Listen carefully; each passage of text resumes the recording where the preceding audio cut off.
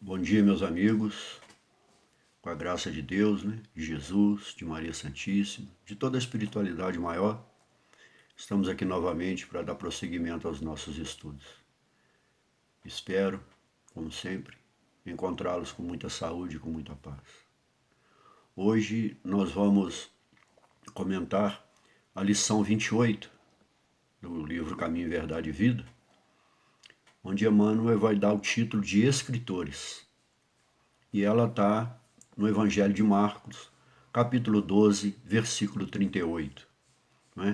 E lá diz assim: cuidado com os letrados. Gostam de passear com largas túnicas. É só esse pedacinho, mas eu vou completar. Que os saúdem pela rua, dos primeiros assentos nas sinagogas, nas sinagogas e dos melhores lugares nos banquetes. Então nós vamos contextualizar aqui para entendermos o porquê Jesus faz essa afirmação. Porque no capítulo 13, a partir do versículo 38, onde é estudado, onde há a narrativa de um debate entre um letrado e Jesus, onde lá vai tratar daquilo que nós chamamos do preceito maior. Nós já vamos entender. Não é? Mas esse letrado, aqui em Marcos, ele é considerado, a pergunta, o questionamento que ele faz de Jesus, é um questionamento sincero. Ele não está usando de formas ardilosas, de dissimulação, para pegar Jesus. Mas em Mateus e em Lucas é o contrário. Sugere-se que é uma arguição, uma inquirição, de forma a pegar Jesus, a surpreender Jesus, a tentar enganar Jesus. É uma forma de inquirir capciosa, dissimulada. Mas esse letrado, aqui no contexto de Marcos, Jesus no capítulo 12, fala da parábola dos vinhateiros. No final da parábola dos vinhateiros, a narrativa do evangélico diz: eles tentavam prendê-lo, pois compreenderam que a parábola dos vinhateiros, Jesus falava sobre eles. Fariseus, letrados, doutores da lei, saduceus, toda aquela turba de pessoas que tentavam confabular a todo momento para matar Jesus ou então desacreditar Jesus perante os judeus. Então aí vem a próxima narrativa, que é o tributo a César. Então eles vão enviar justamente alguns saduceus, fariseus e herodianos também, para apanhá-lo nas suas palavras. Então essa é a questão. Então Jesus logo abaixo diz a eles: por que me tentais? Segue a narrativa a partir do versículo 18, então Jesus fala sobre a ressurreição. Então chegamos no versículo 13, a partir do 28, onde fala um letrado que ouvia a discussão. Toda aquela narrativa anterior, desde a parábola dos vinhateiros até aqui. Então, e apreciou o acerto da resposta. Aproximou-se e lhe perguntou: qual é o mandamento mais importante? Esse é o foco, é a síntese desse capítulo. Qual é o mandamento mais importante? Então Jesus vai narrar, muito bem, Jesus vai falar: o mais importante é: escute, Israel, Senhor teu Deus, porque Deus é um só. Amará teu Deus sobre todas as coisas e teu próximo como ti mesmo. Mas Jesus vai fazer uma síntese entre o Deuteronômio 6:5 e Levítico 19:18. Jesus faz essa separação. Então Jesus fala: o segundo é amar o próximo como a ti mesmo. Não há mandamento maior que esse. Então a questão aqui, qual é o preceito maior? Amar a Deus, amar o próximo e a nós, mas tudo na mesma medida, na mesma proporção, Porque não há mandamento maior que esse. Então a síntese, o mandamento maior é o amor, é amar. Então vai seguir a narrativa, Então esse letrado, o que é interessante aqui nessa narrativa de Marcos, é que Jesus, ao responder, ele fala: muito bem, mestre, Muito bem, o que dizes é verdade, ele é um só, e não há, né? E não há outro fora dele, né? Amá-lo de todo o coração, a inteligência, isso é uma das temáticas que nós vamos abordar. E com todas as palavras, né? E amar o próximo como a si mesmo. Vale mais que todos os holocaustos e sacrifícios. Isso aqui está bem subentendido. Amar está infinitamente superior a essa condição de amar a qualquer rito, a qualquer templo, a qualquer atividade, seja ela religiosa, teológica, filosófica, etc. Sacrifícios, o maior sacrifício é abrir mão de nós mesmos em prol do nosso semelhante. Mostrar e demonstrar na prática a nossa capacidade de amar o nosso próximo, né? Vendo que havia respondido bem, olha que interessante, Jesus, né? Vendo que havia respondido bem e com sensatez, Jesus então diz, olha, não está longe do reino de Deus.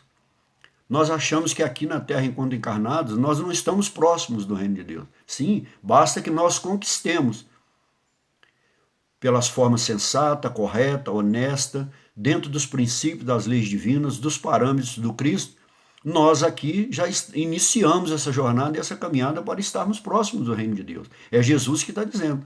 Diante das atitudes dele, das palavras dele, da sensatez daquilo que ele coloca. Em Lucas 10, 28, aí não, Jesus não fala isso, mas Jesus fala outra coisa. Faça isso e viverás. Mas veja bem, ele não está ali vivo, encarnado na carne. Então, o que Jesus está falando? Ele não sofrerá segundo a morte, viverás em espírito. Ele sofrerá aqui somente a morte do corpo. E eu convido aos amigos, não é? Para que quando, se vocês quiserem se aprofundar mais um pouco, leiam todo o capítulo 23 de Mateus, que lá fala da invectiva, ou seja, da exortação, de uma advertência muito dura que Jesus vai fazer a todos esses letrados, fariseus, os doutores da lei, etc, etc. Jesus é um discurso muito duro. Jesus os acusa firmemente, principalmente de uma questão importante, a hipocrisia. Mostrar e demonstrar aquilo que não se é, aquilo que não corresponde às suas atitudes, né? Então, por que Emmanuel dá esse título de escritores? Porque eram justamente esses homens, quando nós falamos lá os preceitos da lei, onde há 613 preceitos da lei, foram eles que confabularam e compuseram sistematicamente aquelas leis. Eles exigiam que os outros cumprissem, mas eles não cumpriam. E isso Jesus vai narrar muito bem lá no capítulo 23. Então, o que são esses homens? Qual é a discussão também aqui na questão de escritores? É a interpolação, ou seja, acrescentar ou retirar, corromper um texto, a prolixidade humana, a verborragia, o domínio e o convencimento das pessoas pela capacidade da palavra. Por quê? Os seus ensinos, Jesus deixou muito bem claro, eram ensinos inadequados, não correspondia à essência da lei do Antigo Testamento. Não havia nenhuma correspondência ao maior preceito. Eles amavam a Deus, amar a Deus era fácil. Mas e o próximo? Qual seria esse próximo que eles amavam? Não é? Era de uma forma universalista, não excludente, não havia indiferenças, segregação, não é? Então, e muito menos as suas práticas religiosas, aquilo que eles alegavam em termos de práticas religiosas, eles não viviam aquilo não tinha nenhuma correspondência com as suas palavras. E eles demonstravam, as suas palavras e as suas ações demonstravam o quê? Os seus desvios morais, as suas inconsequências, os seus propósitos particularistas, a instrumentalização da lei e dos princípios divinos para fins escusos, para apenas se arrogarem, se demonstrarem. Por isso, longas túnicas, adoravam ser saudados pelas ruas, sentar nos primeiros lugares, sendo admirados. Mas admirados de quê? Por uma forma fútil, né, e artificialista. Então o que eles faziam?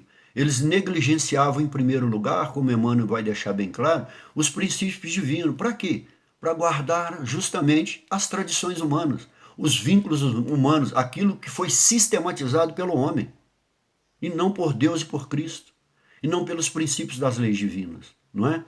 Então, o que eles faziam? Justamente com essas interpolações, com essas adaptações dos textos, por leis complementares criadas pelos homens, não é?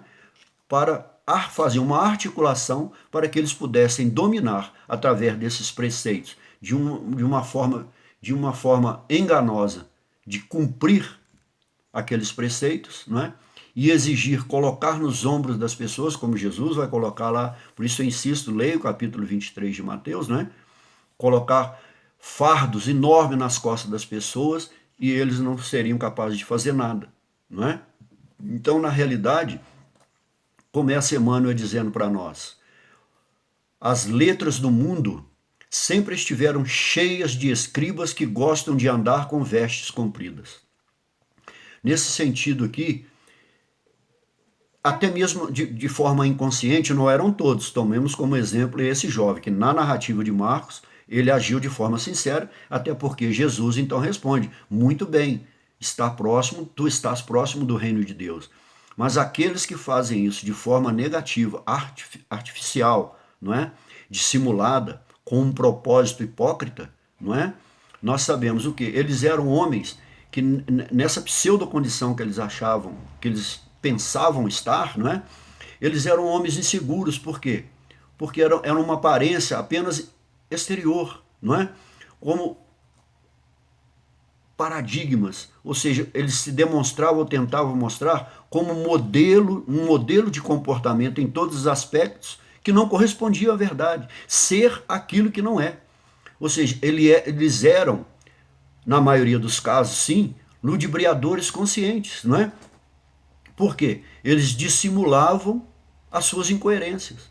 Jesus sabia das nossas incoerências. Todos nós temos a nossa média de incoerências. Jesus lidava com as incoerências humanas, não é? Com as dificuldades humanas, com amor, com fraternidade. O seu ensino era justamente para nos ajudar a dirimir, né, essas dificuldades, o nosso entendimento, clarear o nosso entendimento para que nós possamos viver e caminhar numa trilha reta, sem incoerências e sem contradição, para que nós possamos achar, então, em nós mesmos, um ponto de equilíbrio, não é?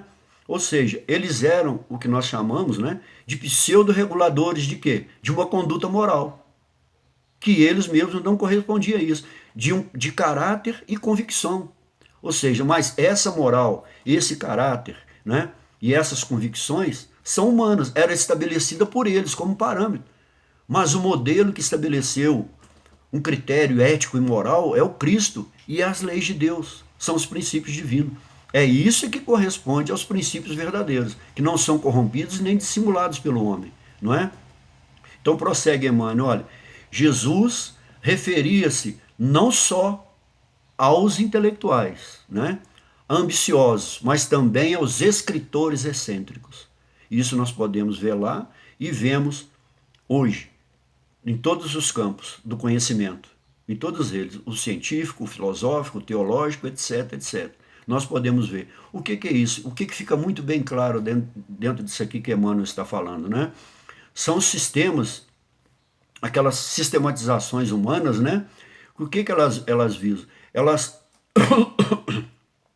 O objetivo delas é condicionar, é alienar, não é? A mente e o espírito.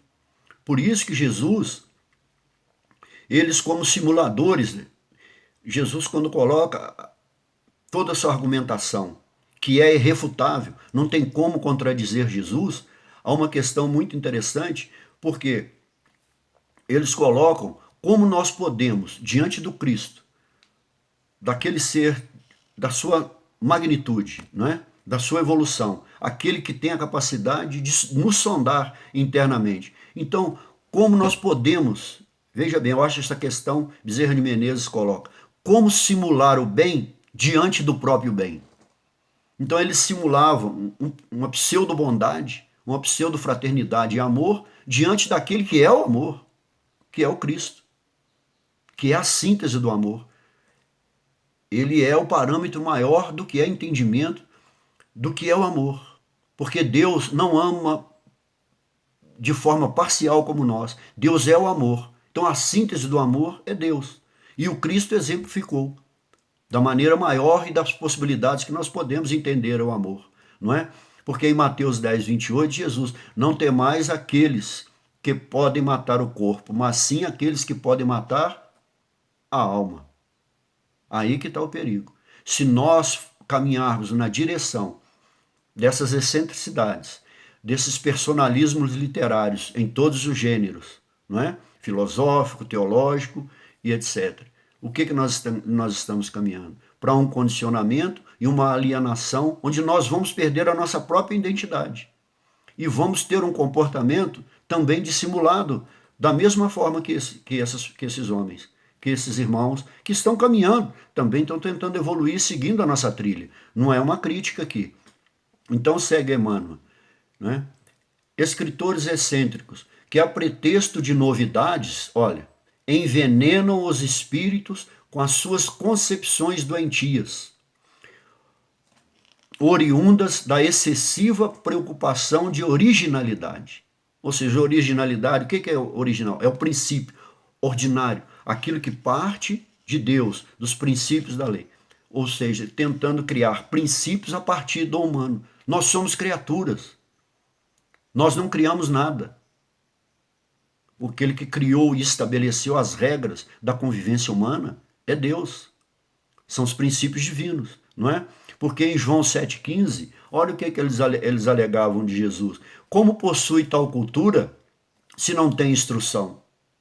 Mas uma instrução direcionada, o academicismo, o cientificismo, a filosofia, os pensamentos personalistas, que buscam alienar e condicionar a mente humana, causar separatividade, né? Excludência, segregação, pontos de vistas, o monoideísmo, ideias únicas e condicionar assim a humanidade, não é?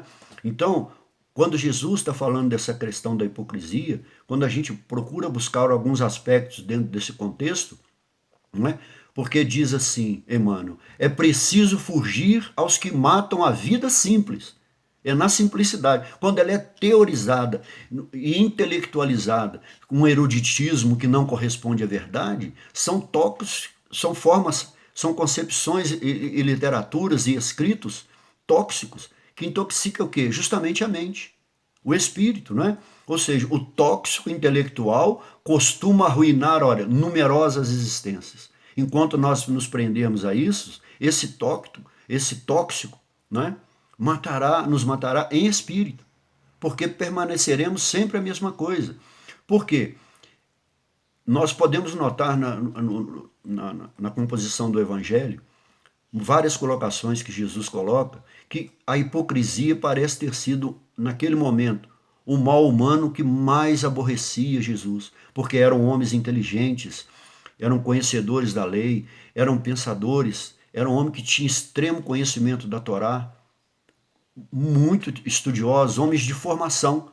Mas para Jesus, por isso que ele diz, eles eram os verdadeiros doentes que precisavam de médico. Mas o mais interessante, eles recusavam a cura, né, do seu comportamento, das suas necessidades, das suas enfermidades espirituais, mas eles ofereciam, através dessas articulações dissimulatórias, incoerentes e inconclusivas, as suas enfermidades espirituais. De que forma?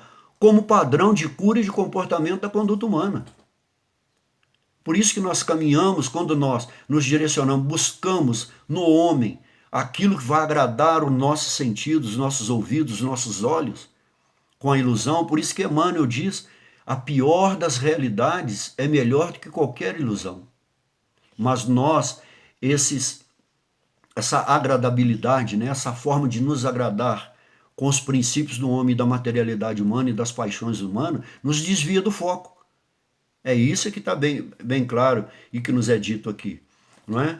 Então, prossegue Emmanuel, há livros cuja função útil é de manter aceso o achorte da vigilância nas almas de caráter solidificado, nos ideais mais nobres da vida. Ainda agora, quando atravessamos tempos perturbados e difíceis para o homem, quando esse livro aqui nós estávamos próximo da Segunda Guerra Mundial, quando foi publicado, difíceis para o homem, né? O mercado de ideias apresenta-se repleto de artigos deteriorados, pedindo a intervenção dos postos, olha, de higiene espiritual. Então, quando nós estamos condicionados por isso, nós temos que fazer uma asepsia interna de nós, em nossa mente, em nosso intelecto, em nossa razão, para podermos expurgar todos esse tóxico que está nos alienando e condicionando aos princípios humanos. No livro Parábolas de Emmanuel, eu vou ter que ler um pouco rápido, porque senão não vai dar tempo. Nós temos aqui, Emmanuel fala, olha, sobre Palavras de Emmanuel, psicografado por Francisco Cândido Xavier. O título aqui, capítulo 33, o verbo humano e a palavra escrita. Então diz Emmanuel, o livro é igualmente como a semeadura. O escritor correto, sincero e bem intencionado é o lavrador previdente que alcançará a colheita abundante e elevada retribuição das leis divinas à sua atividade. O literato fútil, amigo da insignificância e da vaidade, é bem aquele trabalhador preguiçoso e nulo que semeia ventos para colher tempestades. E o homem de inteligência, olha, que vende a sua pena, a sua opinião e o seu pensamento no mercado da calúnia e do interesse, da ambição e da maldade. É o agricultor criminoso que humilha as possibilidades generosas da terra, que rouba os vizinhos, que não planta e não permite o desenvolvimento da semeadura alheia, por isso alienação e condicionamento, cultivando espinhos e agravando responsabilidades, pelas quais responderá um dia, quando houver despido da indumentária do mundo para comparecer ante as verdades do infinito. Leiam também isso aqui e reflitam um pouco melhor para nós entendermos isso, porque eram homens que verbalizavam, usavam a palavra e teorizavam também e colocavam em seus livros os seus pensamentos, não é? Ou seja, sobre os mais diversos temas. Mas, veja bem, os seus atos, como nós já comentamos, não tinham nenhuma correspondência com a realidade e com aquilo que eles praticavam. Na filosofia, isso é chamado de uma existência não autêntica. Você apenas existe, mas não há autenticidade nenhuma em seus atos. Ou seja, são esses homens que eles plasmam, eles amoldam, não é? Os seus ideais e as suas opiniões, justamente colocando os seus princípios diante das expectativas da massa humana, das pessoas humanas, dos incrédulos e dos incautos. E atrasa o processo evolutivo desses irmãozinhos que ainda estão numa condição muito inferior, não é? Mas eles não têm a percepção de si, que eles não seguem nem sequer a própria consciência, porque são mais alienados do que aqueles que eles geram a incredulidade humana, não é? Ou seja, são homens sem ideais e não têm a percepção, vejam bem, por isso Jesus fala muito do recrudescimento, o coração endurecido dos homens, não é? Eles não têm nem sequer a percepção que estão enganando a si mesmos, não é? Então segue Emmanuel. Podereis alimentar o corpo com substâncias apodrecidas? É uma pergunta que Emmanuel falando. Então, quais são essas substâncias apodrecidas? Aquilo que pelo ouvido de ouvir, olhos de ver, nós não aprendemos a discernir, a filtrar aquilo que está vinculado às leis divinas, aquilo a proposta do Cristo, a pedagogia do Cristo, que é do amor, da fraternidade, da compreensão e da justiça, né? Ou seja, são teorias e práticas excludentes, porque essas teorias desses homens é que decidem quem é o próximo e quem não é. E quando há o amor, amar a Deus sobre todas as coisas e o próximo como a mim mesmo, quando esse princípio, ou seja, que ele sintetiza tudo, ele encerra qualquer lei, não é? Nós não caminhamos pelo caminho enganoso da alienação das consciências humanas. Como nesse período do século XVIII, XIX, XX, houve um período onde a característica mais marcante do pensamento humano era o período chamado da dessacralização, ou seja, retirar qualquer ideia, qualquer conceito de sagrado, de Deus, do Cristo, do coração do homem, do pensamento do homem. Optando e afirmando que o homem, na sua existência, ele pode caminhar perfeitamente sem Deus e sem os princípios éticos e morais do Cristo. Então há obras belíssimas, mas também, infelizmente, há muitas obras que intoxicaram, não é? Que preencheram a mente humana, como Chico dizia, nossa mente é como um cesto. O que nós estamos colocando nela? lixo, esse tóxico. O problema é depois para fazer a asepsia desse cesto, da nossa mente quando ela estiver condicionada, presas aos vínculos humanos, não é? Prossegue Emmanuel. Vossa alma igualmente não poderá nutrir-se de ideias inferiores na base da irreligião. Ou seja, tudo aquilo que é contrário, não, a Emmanuel está falando em religião no sentido institucional, tudo aquilo que é puro e segue os princípios para proporcionar, não é? E ir à frente, não é? Como os arautos da palavra do Cristo, como foi João Evangelista, no início, quando ele vem, não é? Anunciar ser o arauto de Cristo, ou seja, nós viemos à frente para trazer os caminhos, preparar o caminho para facilitar a nossa religação com Deus, não é? Ou seja, são aqueles, que substituem o amor de Deus, os princípios divinos, os ensinos do Cristo, a sua pedagogia humana, pelos cultos e pelos ritos. Nós estamos condicionados a um ritualismo das páginas dos livros que se comportam da mesma forma do sentido dogmático e excludente. Então não é só no sentido teológico que nós somos afastados de Deus. Dos dogmas que fecham as questões, fecham as portas, como Jesus disse dos doutores da lei. Vós têm a chave da entrada, da porta, mas não entram e não deixam que as pessoas entrem, não é? Ou seja, são aqueles defensores, né, ou pseudos defensores, né, aqueles que fazem apologias, vamos dizer assim, de verdades tolas, de verdades que não desprovidas de qualquer sentido e significado real e concreto para a existência humana, não dão nenhum contributo positivo para a nossa existência, não é?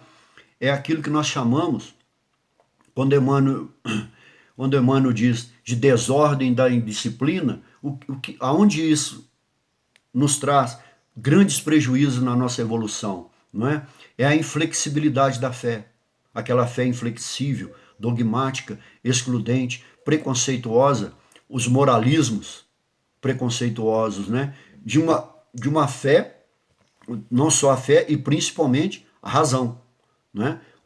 Sem entendimento e sem discernimento. Por quê? A substância é a essência para que eles possam trazer algo construtivo em qualquer tipo ou qualquer forma de verbalização ou de composição da palavra, da expressão da palavra, seja nos livros ou seja pela via da fala, não é? Por que elas não sabem discernir? Porque elas estão desprovidas do preceito que está discutindo aqui, que é o preceito maior, que é amar a Deus sobre todas as coisas, o teu próximo como a ti mesmo, não é? Então segue Emmanuel. Observai os modelos de decadência intelectual e reflete. Tem que refletir, nós temos que refletir muito sobre isso. Com sinceridade na paz que desejais intimamente, porque esses tóxicos só nos trazem intranquilidade, contradição, nos afastam dos princípios de Deus, para que nós não venhamos a ter uma reflexão consciente, sadia, sã, não é? Sem o caminho da hipocrisia. É nos curar da nossa enfermidade espiritual. Estamos aqui para isso, não é? Com sinceridade, desejais intimamente. Isso constituirá um auxílio forte em favor da extinção, dos desvios da inteligência. O intelecto condicionado e preso a esses tóxicos, não é? Ele não caminha, ele não evolui. Ele não estabelece um caminho da fé, da sua relação com Deus, e nem o seu intelecto, a sua razão se desenvolve para que ele possa discernir no seu caminho. Por quê? Só o amor sincero, o amor crístico, que é o nosso modelo que nós temos aqui, é que pode dar sentido, não só dar sentido às leis, como justificar as próprias leis. Porque os questionamentos que nós temos aqui, o que nós entendemos? O que significa amar a Deus? Isso a maioria dos homens entendia e aqueles homens daquela época entendiam. De que maneira nós podemos amar a Deus? São essas duas perguntas. Mas nós sabemos que a questão em chave aqui é amar o próximo, que é o problema. O grande problema humano e que permanece até hoje, amar o próximo, né, que é o grande problema. Porque quem é esse próximo? De que forma nós estamos amando essa questão do nosso problema humano, de definir quem é o próximo, e as filosofias e esses escritos particularizam isso, né? Personalizam isso, tanto no verbo como na nossa ação. Então fica difícil nós enxergarmos e termos essa noção disso. Porque a síntese que nós entendemos disso, que Jesus disse, né? Nós só amamos a Deus, né? Através do próximo. É a única possibilidade. Então, para nós encerrarmos, nós vamos no Evangelho de João, João 13:34, nós temos lá em João 15:12 também, quando Jesus, na narrativa da sua glorificação, após ele anunciar a traição, então o título que se dá a esse capítulo é a glorificação de Jesus. Então Jesus vai dizer a eles, olha, eu vos dou um mandamento novo. Jesus faz aquela síntese, mas então Jesus traz um novo mandamento, um princípio que até então não existia na humanidade. Eu vos dou um mandamento novo, amai-vos uns aos outros, como eu vos amei. Então o parâmetro, o modelo é esse. O amor, o modelo é o dele, não o nosso, não o humano. É o amor do Cristo. Amai-vos assim uns aos outros. Nisso conhecerão todos que sois meus discípulos. Então só estaremos seguindo Cristo da forma não dissimulatória, não hipócrita, se nós fizermos isso. Se tiverdes amor uns pelos outros. Só se nós tivermos amor uns pelos outros, nós seremos discípulos de Cristo. Enquanto não tivermos isso, nós seremos pseudos discípulos do Cristo. Estamos caminhando contrariamente aos seus preceitos. Como nós aprendemos no Evangelho, fica muito bem claro lá. A síntese de tudo que nós aprendemos nas obras básicas, né? Porque toda a moral do Cristo, né, se resume em 2 preceitos: a caridade e a humildade. Fica bem subentendido isso, bem firme dentro de nós. Ou seja, nas 2 virtudes que são absolutamente contra o egoísmo e o orgulho humano. Então que nós possamos saber, nesse nosso transitar aqui na Terra, naquilo que nós buscamos enquanto formação intelectual, enquanto educação, enquanto meios e princípios, naquilo que nós buscamos para entender Deus dentro de nós, Deus no contexto humano, da vida, da nossa trilha evolutiva, enquanto seres responsáveis que temos que dar o nosso contributo para a evolução humana como seres da criação. Então nós temos o Cristo como modelo e como guia. Quiçá nós podemos aprender isso no nosso dia a dia. Muito obrigado, meus amigos. Fiquem com Deus. Tenham um ótimo final de semana. Uma semana que está por vir. Com muita saúde, com muita paz, com muito entendimento. E que todos os seus familiares, amigos e convivas, estejam todos com Deus. Muito obrigado.